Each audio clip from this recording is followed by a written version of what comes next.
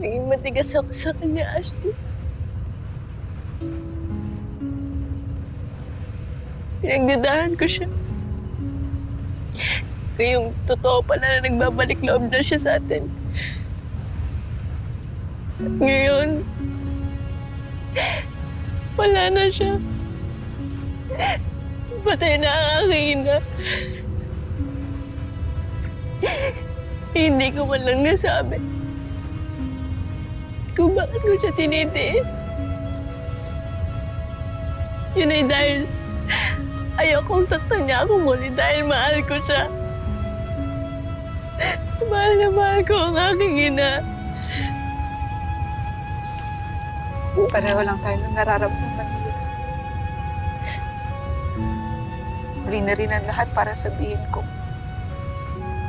Pinapatawad ko na ng buong-buo ang aking kapatid.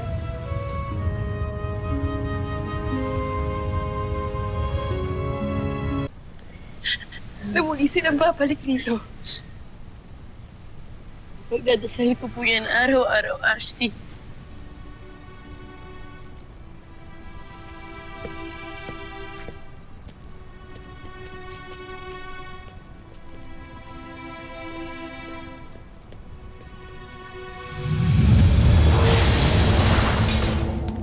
Danaya, Mira.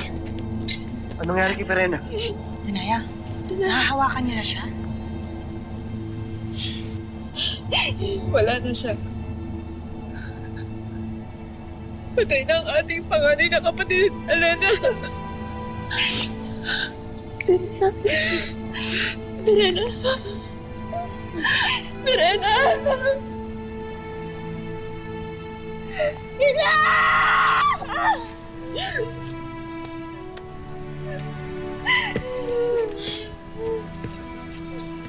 Nunong Imaw,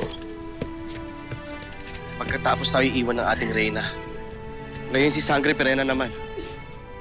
Hanggang kailan luluha, mga diwata? Ito na ang huling pagkakataon nakin. Sana.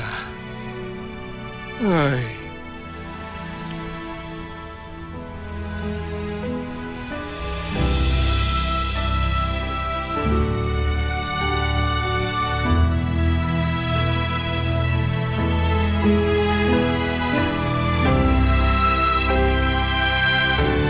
Binabasbasan kita, Perena, bilang tanda ng iyong pagbabalik sa Lereo na naniniwala at nananalig kay Ebre.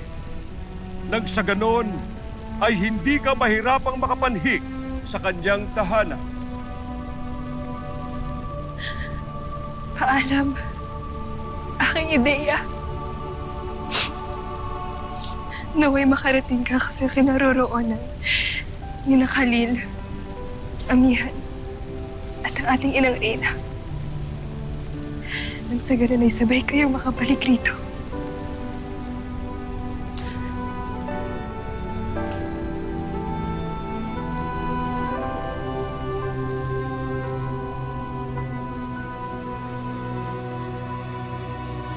Magdadalang diwata ka. Huwag ka mag-alala. Ako ang magiging karamay mo. Elena, kailangan mo na siyang pakawalan at ipaubaya sa mga retre. Hindi kita pababayaan, aking Adea.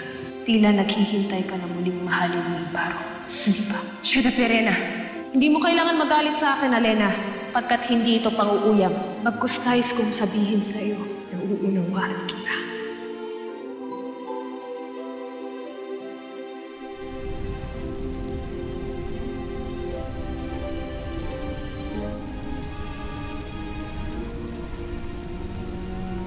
Paalam. Perena.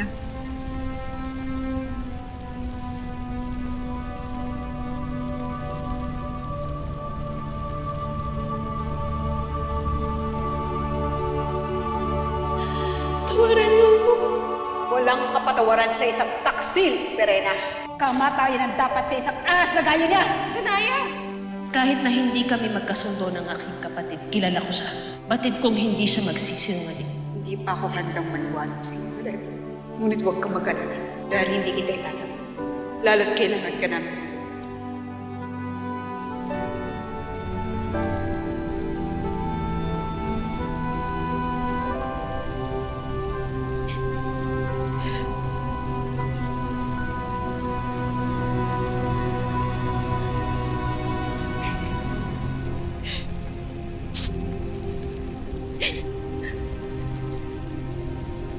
Paalam, Ina.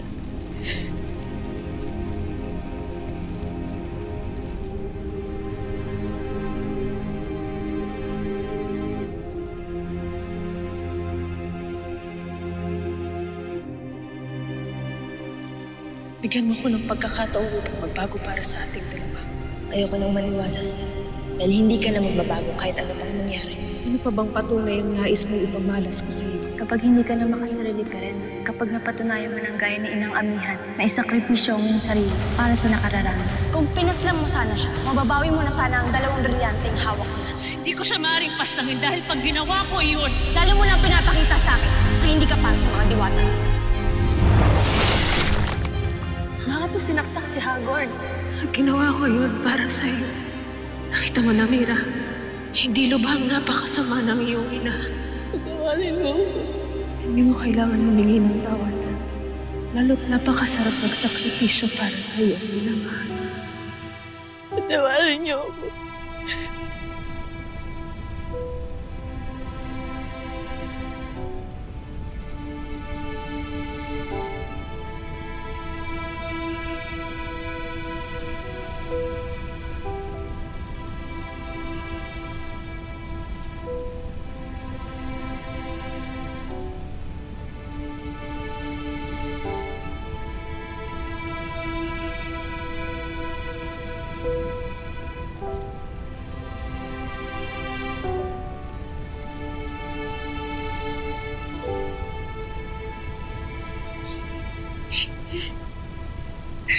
Na, huwag ka nang umiyak. Babalik din sila sa atin. Sinabi sa akin ni Inay kanina, hahanap sila ng paraan, Mira. Kaya huwag ka nang umiyak.